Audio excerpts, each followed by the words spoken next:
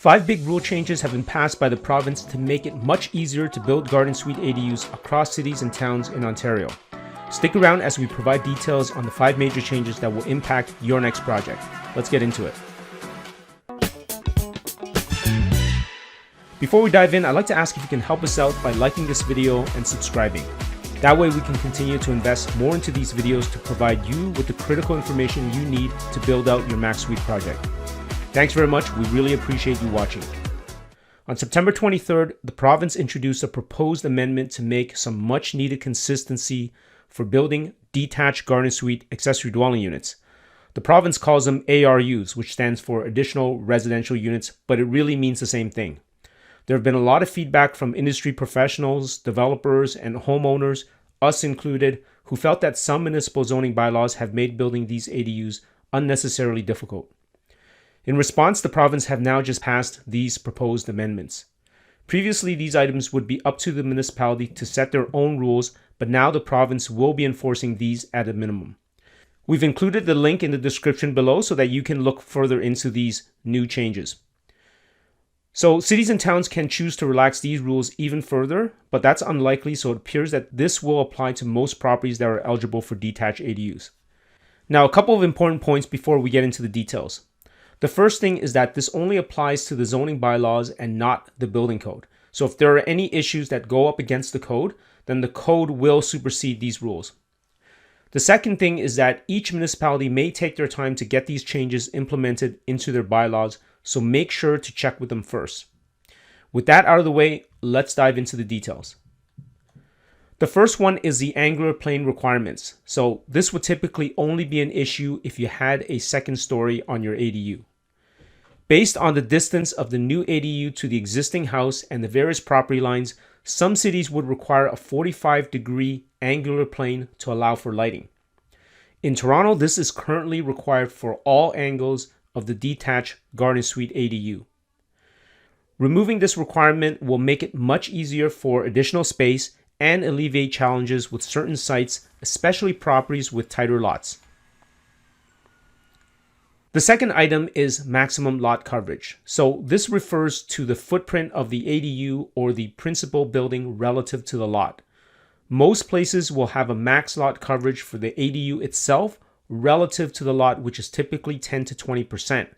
So the new rule permits up to 45% lot coverage for all buildings on the property, including the main house, ADU, and any other ancillary structures such as sheds and garages.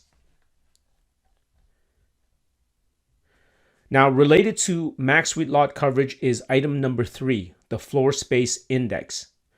Floor space index, or FSI, is the total floor space of every building divided by the total lot area.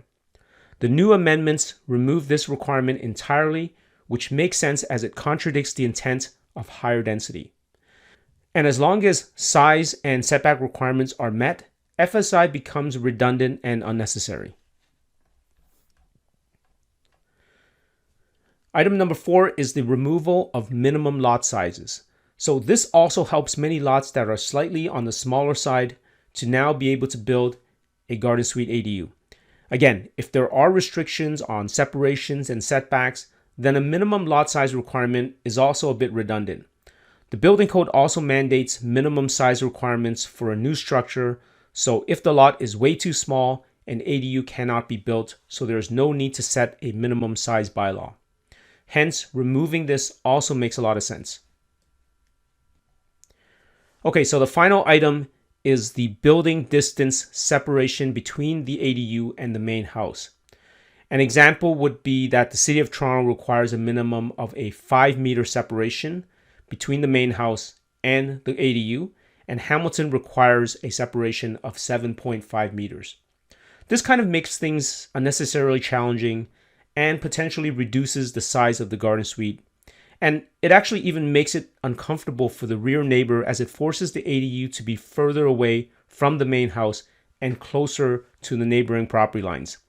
This new amendment mandates that cities require no more than a 4-meter separation between the main house and the ADU. Now, as we mentioned earlier, sometimes there might be contradictions with the building code, and this is an example of one issue that might come up, which is if you have the garden suite too close to the main house, there could be issues with fire separation. So those are things that your designer needs to work out with you on a case-by-case basis.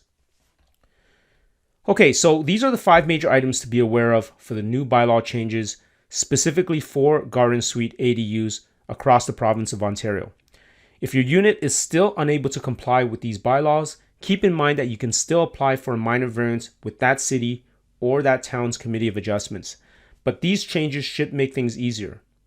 Now, we're hoping in the next set of amendments, they will start allowing 2 or more units per ADU. That would then make a material difference with more units built, as the square footage build cost would come down significantly. This is something we've been advocating for the past year. So what are your thoughts? Do you think these amendments are a good idea? Do you think they're enough? Let us know in the comments below, and if you have any experience with any of these issues for your projects. Thanks again for watching, and we'll see you in the next video. To learn more about the Max Suite strategy, download our free guides at suiteadditions.com and get started. And if you enjoyed this video, here's another great one for you.